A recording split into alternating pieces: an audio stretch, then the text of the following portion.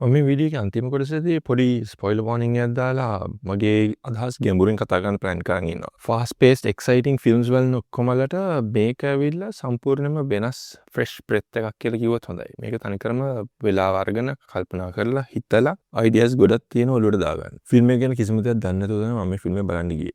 පළවෙනි විනාඩි 5 ඇතුළත මට තේරුණා මේක සෑහෙන හිතන්න ඕන ෆිල්ම් එකක්. සහ සෑහෙන ස්ලෝ යනවා. ඒ වුණාට ඒකේ ලොකු අර්ථයක් තියෙනවා කියලා. අපි අහලා තියෙනවානේ දරුණු අපරාධකාරයන්ව පොලිසියෙන් අරගෙන යනවා ආයුධ පෙන්වන්න කියලා. ඒගොල්ලෝගේ තියෙන ආයුධ පෙන්වන්න කියලා පොලිසියෙන් එක්කගෙන යනවා. ඒගොල්ලෝගේ ගමකට ගිහිල්ලා ඊට පස්සේ ඒකෙදී මනුස්සයා ඒ අපරාධකාරයා පැනලා ගියා කියලා ඊට පස්සේ අර වෙඩි තිබ්බයි කියලා තමයි කතාව යන්නේ. ඔය කතාව අපි හැමෝම අහලා තියෙනවා. ඒක ඇනුනට ඇත්තද කියලා හිතන්නේ නැහැ. මේ ෆිල්ම් එක බැලුවම ඒක ඇත්ත කියලා තේරෙනවා. සමහර කට්ටිය කියනවා මේක මාකන්දුරේ මදුෂ්කි කතාව තමයි කියලා. ඒ වුණාට ඒක නන් නෙමෙයි. ඊට වඩා වෙනස් කතාවක් මේකේ තියෙන්නේ. ඔයගොල්ලෝ දන්නවා රිවර්ස්ටන් කියන්නේ ලංකාවේ තියෙන ලස්සනම පැත්තක්. ඒ පැත්ත ගිහිල්ලා නැත්නම් අනිවාර්යෙන් ට්‍රිප් එකක් ගිහිල්ලා බලන්න. මාර ලස්සනයි. ඒ පරිසරයේ ඇට්මොස්ෆියර් එක ඔක්කොමත් එක්ක ගත්තම හරිම නිස්කලංකයි සහ ඒ ග්‍රීනරි දකින්නකොට හරිම හිතට සැහැල්ලුවක් දැනෙන්නේ. ඒ ලස්සන ෆිල්ම් එකේ හොඳට කැප්චර් කරලා තියෙනවා. ක්ලෝස් අප්ස් වලින්, ලොන්ග් ෂොට්ස් වලින් ඔක්කොම වලින් හොඳට කැප්චර් කරලා තියෙනවා ඒ ඒරියාස් ටික.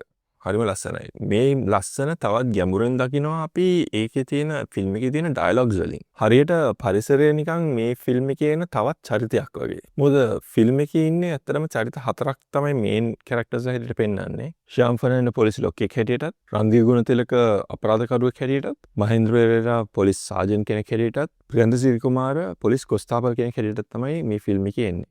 මේ හතර දෙනාගේ ඇක්ටිං මාර සුපිරි. ඉමෝෂන්ස් වලින් ඩයලොග්ස් වලින් මාර ගේමක් ගහලා තියෙනවා. මොකද ඒ කතා කරන වෙලාවට ඒක වින්න මොහොතන් තුළත අපිත් ඒ මොහොතේ ජීවත් වෙනවා වගේ තමයි දැනෙන්නේ. විශේෂයෙන්ම කියනවනේ මේ කැරක්ටර්ස් හතර අපි මේ චරිත හතර දකිනකොට අපිට දකින්නේ අපි මේ ලෝකය දකින්න විදියට තමයි ඒගොල්ලෝ අපිට පේන්නේ. කියන්නේ අපි පොලිස් කොස්තාපල් කෙනෙක් දිහා බලන විදියට තමයි අපිට ඒ පොලිස් කොස්තාපල්වරයාව දකින්න විදියට තමයි අපිට ප්‍රියන්ත සිරිකුමාරගේ චරිත පේන්නේ. ඒක එක එක්කෙනාගේ ලෝකයේ දැකපලා තියෙන විදිය අනුව සම්පූර්ණයෙන් වෙනස් වෙන්න ඉඩ තියෙනවා.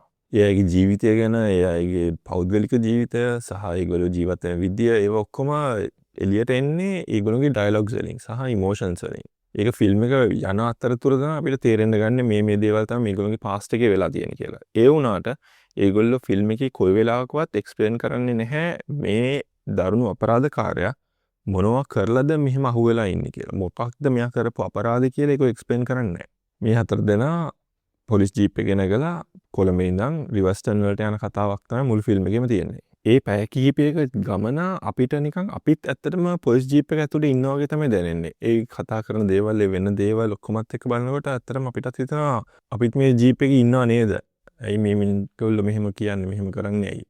ඒ වගේ දේවල් හිතෙනවා ෆිල්ම් එකේ මැදදී. ඒ කියන්නේ හරිම ග්‍රවුන්ඩඩ් විදිහට හදලා තියෙනවා. රියැලිටි එකත් එක්ක මාර සම්බන්ධයි. මම කිව්වා වගේ ෆිල්ම් එක පටන් ගන්නකොට අපිට නන්දිත, ඒ කියන්නේ මේ අපරාධකාරයා ගැන කිසිම අයිඩියා එකක් නැහැ. මොනවා වගේ පුද්ගලයෙක්ද, මොනවා කරපු කෙනෙක්ද කියලා කිසිම අයිඩියා එකක් නැහැ. ඒතර අපි බලන්නේ එකම කෝණකින්. මෙයා මාංචු දාලා තියෙනවා, මෙයා හොරෙක්. එහෙම කියලා තමයි බලන්නේ. එතනින් එහාට එයා ඒ චරිතය වෙනස් කරන විදිහ අපිට අපේ හිතට දැනෙනවා අන්තිමට වෙනකොට මෙයා අපරාධකාරයෙක් වුණත් මෙයා සෑහෙන වෙනස් පුද්ගලයෙක් කියන එක අපිට තේරුම් යන විදිය හරිම ඉන්ට්‍රස්ටිං. ඒ තනිකරම කරන්නේ රන්දීර් ගුණතිලකගේ ඇක්ටිං වලින්. එයාගේ පර්ෆෝමන්ස් එක මාර සුපිරි. එයා තමයි මම හිතන්නේ ස්ටෑන්ඩ් අවුට් එකක් හැටියට එන්න පුළුවන් මේ ෆිල්ම් එකේ. මාර්සියලා ඩයලොග්ස් එකක් තියෙනවා. මාර විදිහට ඒවා ෆේෂියල් එක්ස්ප්‍රෙෂන්ස් වලින් එක්ස්ප්ලেইন කරලා තියෙනවා ඒගොල්ලෝ. ඒ මොමන්ට්ස් ටික ගැන අපි තා චුට්ටියෙන් කතා කරමු. මේවලට හේතුව ඇවිල්ලා ලලිත් රත්නායකගේ ඩිරෙක්ටිං. ලලිත් රත්නායක කියන්නේ සුපිරි ඩිරෙක්ටර් කෙනෙක්. හැම ෆ්‍රේම් එකෙම දකින්න වැදගත් දෙයක් තියෙනවා. හැම ඩයලොග් එකෙම අහන්න අවශ්‍ය දෙයක් තියෙනවා. ඒ ඩයලොග්ස් යනකොට අපි ඇත්තටම අහන් ඉන්න ඕනේ මොකද්ද මේ වෙන්නේ කියලා. මොකද්ද මේ කතා කරන්නේ කියලා. මොකද ඒකෙන් තමයි සෑහෙන දෙයක් අපිට එළියට එන්නේ. සෑහෙන දෙයක් අපිට දැනෙන්න ගන්නෙ. පැය ගානක රෝඩ් ට්‍රිප් එකක් මේ විදියට එක්ස්ප්ලেইন කරලා මේ විදියට පෙන්වන විදිය හරිම සිරා. ඒ කියන්නේ ලලිත් රත්නායකගේ ඩිරෙක්ටිං මං කිව්වා වගේ මාරම සිරා. ඒ මූඩ් එක, ඒ ටෝන් එක මාර සිරාට වදිනවා. එකම අවුල තිබුණේ මට අන්තිම හරියේදී වෙනත් පොලිස් කොස්තාපල් කෙනෙක් ජීප් එකට නැගලා එතනින් එහාට යා තනිකරම මොනොලොග් එකක් දෙනවා. ඒ පැත්ත ගැනයි, යාගේ කතන්දරේ ඔක්කොම කියාගෙන යනවා. ඒ කෑල්ල මං හිතුවා ටිකක් දිග වැඩි. ඒක පෙන්වන්න නැතුව අනිත් අයගේ ෆේෂල් එක්ස්ප්‍රෙෂන්ස් වලින් ඒ ගමන ගියා නම් ඊටත් වඩා හොඳයි කියලා. ෆිල්ම් එක බැලුවම හලුතෙන් හිතන්න දෙයක් අවශ්‍යයි කියලා හිතනවා නම් මේ ෆිල්ම් එක නම් සුපිරිම සුපිරි. බලන්නම ඕනේ ෆිල්ම් එකක්. අපිට එදිනෙදා දකින්න මිනිසුන්ව නිකන් පිට ස්වරූපයෙන් ඒගොල්ලෝ මයින්ඩ් ගන්න එපා කියන අයිඩියා එක සෑහෙන දුරට රෙජිස්ටර් වෙනවා. ඒ කියන්නේ එකම ෆ්‍රේම් එකේ සෑහෙන වෙලාවක් තියාගෙන ඉන්න එකෙන් අපිට ඇත්තටම අයිඩියාස් ටික ඔක්කොම එකලාශයකට අරගෙන ඒක හතරම තීරණය කරන්න පුළුවන් මොකද්ද මේ මොමන්ට් එකේ වෙන්නේ කියලා. ඇත්තටම මේ මිනිසුන්ට ඒ ඇක්ටර්ස්ලට ඒ චරිතවලට කොහොමද දැනෙන්නේ මේ මොමන්ට් එක කියන එක අපිට හිතන්න වෙලාව හම්බ වෙනවා ඒගොල්ලෝ ඒ ෆ්‍රේම් එක එකම විදිහට තියාගෙන ඉන්න එකෙන්. ඒක ඇත්තටම හොඳ දෙයක්. මාර සිරා ෆිල්ම් එකක් අවාඩ් සෑහෙන තෝගයක් අරන් තියෙනවා. ඒකෙන් හින්දා ෆිල්ම් හෝල් එකේ පුළුවන් නම් කොහොමද මේක බලන්න යන්න. මොකද වටිනවා මේ වෙලාව මේ ෆිල්ම් එක බලන එක වටිනවා. පොඩි මලයාලම් ස්ටයිල් එකක් තියෙනවා. ඒ සීනරීස් වල ඒ අරන් තියෙන ෂොට්ස් වලින් සහ ඒ ස්ලෝ මූව්මන්ට් වලින් සෑහෙන ඒ ගතියක් දැනෙනවා. ඒ වුණාට ලාංකික ෆිල්ම් එකක් හැටියට සෑහෙන හොඳයි මේ ෆිල්ම් එක. මාරම වටින ෆිල්ම් එකක්. රිවර්ස්ටන් වල ලස්සන සහ රිවර්ස්ටන් වල ඒ සීනරීස් වල ලස්සන දකින්න කැමති කට්ටියට මේ ෆිල්ම් එක බලන්න මාර වටිනවා. එක සීන් එකක් තියෙනවා කැමරා එක උඩින් පෙන්වන හෙලිකොප්ටර් view එකක් දෙනවා පල්ලෙහා වාහනේ පොලිස් ජීප් එක වංගු පාරක යන විදිය. මාර සිරායි ෂොට් එක.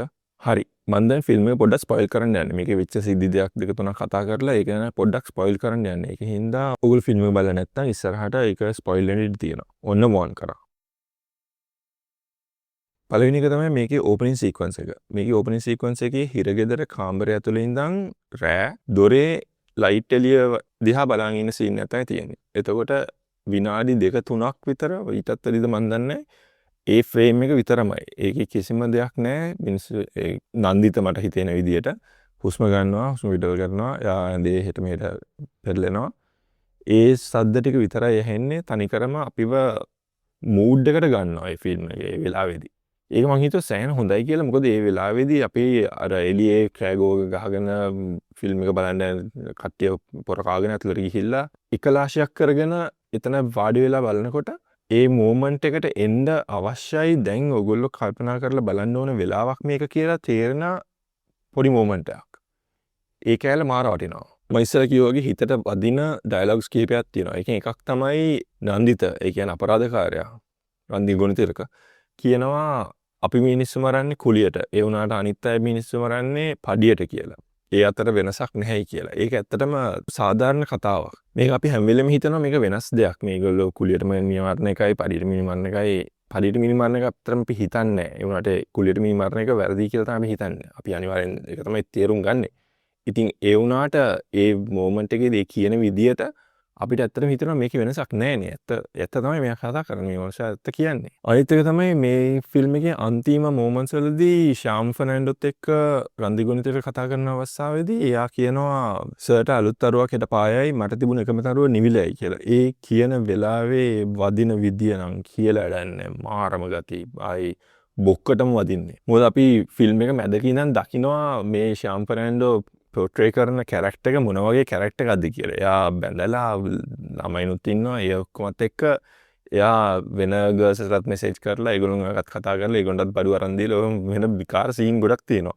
ඔය ඔක්කොමත් එක්ක නන්දිත දකිනවා මේ මිනිස්සයා මගේ නෑනට කරන්න යන දේ. ඒක මං හිතුවා මාර බ්‍රිලියන්ට්ලි දාලා තිබුණා කියලා. ඒක අපිට ආයෙත් වදින්න සැලැස්සුවා ෆිල්ම් එකේ ඊළඟ කොටසේදී ශාම් ෆර්නැන්ඩෝ නන්දිතගේ නෑනා ගෙදර ගිහිල්ලා කෑම කන්නකොට අතුරු විදුරු ගෙනත් දෙන අවස්ථාවේදී ඒක ආයි පාරක් ආවර්ජනය වෙනවා වගේ සීන් එකක් වෙනවා. ඒක එයාට ඒකෙන් ගැලවීමක් නැහැ. ඒක ඔළුවේ වැඩ කරන හැම වෙලේම. ඒක මරු ඒ අයිඩියා එක කොහොමද ඒ කන්සෙප්ට් එක ඇතුළට දැම්මේ කියලා. අනිත් එක තමයි නන්දිතගේ අඬන සීන් එක. මේ ගොඩක් කට්ටිය කතා කරනවා මේක කොච්චර වටිනවද කියලා ඒක කරලා තියෙන විදිය. මොකද ඒක අපි මුලින්ම දකින නන්දිත ඇවිල්ලා අපරාධකාරයෙක් හැටියට. ඒ වුණාට අපරාධකාරයා මැදක් හරිය වෙනකොට අපිට තේරෙනවා මොකද්ද මේ මනුස්සයාගේ ඇත්ත තත්ත්වය කියලා. ඊට පස්සේ එතනින් එහාට එයා හැසිරෙන විදිය අනුව අපිට ඇත්තටම දුක හිතෙනවා නන්දිත ගැන. එයා ඒ ඉමෝෂන්ස් ඒ වෙලාවේදී පාවිච්චි කරලා අඬන විදිය සැහෙන හොඳට කැප්චර් කරලා තියෙනවා. ඒකේ වාහනේ එළියෙන් වාහනේ ඇතුලෙන් දෙකෙන්ම වලලා මරුවට පෙන්නනවා. ඒකෙදි අපිටත් ඇත්තටම කඳුළු වෙනවා හැට. ඒ තරම් ඉමෝෂනල් ඒ මොමන්ට් එක. මොකද අපි ඊට කලින් දකිනවා නන්දිත 100 කෙනෙක් එක්ක කතා කරන අවස්ථාව. ඒකෙදි අපිට තේරෙනවා නන්දිත ඇත්තටම ගමට ඒ කියන්නේ එළියට කොච්චර මැරෙක් හරි පොලිසියට මැරෙක් හැටියට දකින්න එයාව අල්ලගෙන අපරාධකාරයෙක් හැටියට එක්කන් ගියත් එයා ගමේ කට්ටිය දකින්නේ ඇත්තටම හොඳ මිනිස්සෙක් හැටියට. මෙයාත් එක්ක හොඳට කතා කරනවා. ඒ අවස්ථාව හරිම ලස්සනට very naturally කියලා. අනිත් එක නන්දිතගේ ආයුධ පිළිබඳ තියෙන දැනුමත් ෆිල්ම් එකේදී හොඳට පෙන්නනවා. ඒකත් අමතරව නන්දිත හැම වෙලේම ආයුධයක් දකිනකොට එයාගේ ඇහැ යන විදිය, පිස්තෝලයක් දකිනකොට, ගන් එකක් දකිනකොට අප පුටුව යට වුණත් ගන් එකක් තියෙනවා, එයා ටක් ගාලා නෝට් වෙනවා. ඒ මොමන්ට්ස් ටික මරුවට කැප්චර් කරලා තියෙනවා. ඒකෙන් අපි හැම වෙලේම කල්පනා කරනවා මේ මනුස්සයා ඇත්තටම ගන් එක අරගෙන වෙඩි තියයිද, මොකක් හරි කරයිද, ඔහොම කියලා දිගටම කල්පනා වෙනවා. ඒ වුණාට ඒ අවස්ථාවකදීවත් එයා එයාගේ චරිතෙන් එළියට එන්නේ නැහැ. එයා ඒ කැරක්ටර් එක හොඳට පෙන්නලා තියෙනවා. එයා හිත ඇතුලේ තියෙන දේ මොකද්ද කියලා. ඔක්කොමනම් වඩා මට හිතට වැදුනේ අන්තිම මොමන්ට් එකේදී, අන්තිම සීන් එකේදී, අන්තිම ෆ්‍රේම් එකේදී ඒගොල්ලෝ නන්දිත කාටද සල්ලි ට්‍රාන්ස්ෆර් කරන්න try කරේ කියන එක පෙන්වන වෙලාව තමයි ඇත්තටම බොක්කටම වදින්නේ. ෆිල්ම් එක බලලා ඉවර වුණාම මට ඇත්තටම එක මොහොතකදී හිතුණා මේ ෆිල්ම් එක වෙනස් විදිහකට ඉවර කරොත් කොහොමද කියලා. ඒ කියන්නේ අපි දකිනවා සාජන් නන්දිතට වෙඩි තියන්න බැහැයි කියලා ශාම්පන ඉන්ඩෝගේ චරිතයට කියනවා. ඊට පස්සේ ඒ මොමන්ට් එකේදී ඒ සිද්ධුවීම් පෙළේදී අපිට තේරෙනවා මේ පුද්ගලයා කතා කරපු දේවල්, වෙච්ච දේවල්, මේ ජීප් රයිඩ් එකේදී සිද්ධ වෙච්ච දේවල් වලින් මේ ජීප් එක ඇතුලේ ඉන්න පුද්ගලයන්ගේ හිත වෙනස් වෙලා තියෙනවා කියලා අපිට තේරෙනවා. එතකොට එතනින් එහාට මට හිතුණා පොලිස් කොස්තාපල්වරයා, කියන්නේ ප්‍රියන්ත සිරි කුමාර මෙතනදී අන්තිම මොහොතේදී ඒම් කරගෙන ඉන්නකොට එයා එතනදී ඒක මතක් වෙලා එයා කල්පනා කරා නම් මම එයාට වෙඩි තියන්න අවශ්‍යද, මේක කළ යුතු දෙයක් නෙමෙයි නේද කියලා පොඩ්ඩක් හිතලා නිකන් ඔඩියන්ස් එකත් කන්ෆියුස් කරා නම් මේක කරන්න ඕනේද නැද්ද, අයින් කරන්නම් ගන්න එක වගේ මොමන්ට් එකකදී ලයිට් ඔෆ් කරලා වෙඩි තියෙන සද්දයක් වගේ අහුවනම් එතනින් ෆිල්ම් එක නැවතුවා නම් මං හිතනවා ඔඩියන්ස් එකට ඊට වඩා වදී දැන් ඇත්තටම මොකද්ද උනේ කියලා. ඒ වුණාට ඒක ඇත්තටම වෙන කන්සෙප්ට් එකක්. ඒකින් හින්දා එහෙම කරන්නම අවශ්‍ය නැහැ. මේ කන්සෙප්ට් එක ඇත්තටම හොඳයි. මේ කරලා තියෙන ස්ක්‍රිප්ට් එක ලියලා තියෙන විදිය සහ මේ කරලා තියෙන විදිය ඇත්තටම හොඳයි. මම මේ කතා කරන්නේ වෙනම කන්සෙප්ට් එකක් ගැන. මොකද ෆිල්ම් එකේ කන්සෙප්ට් එක ඇවිල්ලා අපි ජීවිතේ ගෙනෙන පව් අපි වෙනස් කරනවා, අපිව හදවනවා, අපිව වෙනස් විදියකට යොමු කරනවා.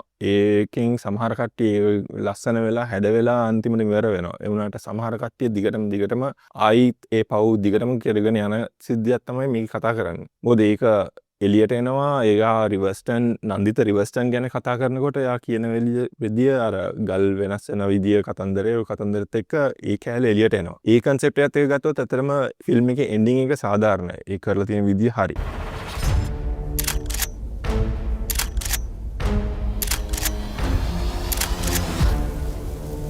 ඉතින් ෆිල්ම් එක බලන්න ගියේ නැත්නම් තාම කොහොම හරි ෆිල්ම් එක බලන්න යන්න. ෆිල්ම් හෝල් එකේ මාර වටිනා ෆිල්ම් එක. ලංකාවේ ෆිල්ම්ස් වලින් මම හිතන්නේ දැන් මම දැකපු මේ අවුරුද්දේ දැකපු ෆිල්ම් වලින් හොඳම ෆිල්ම් එකක්.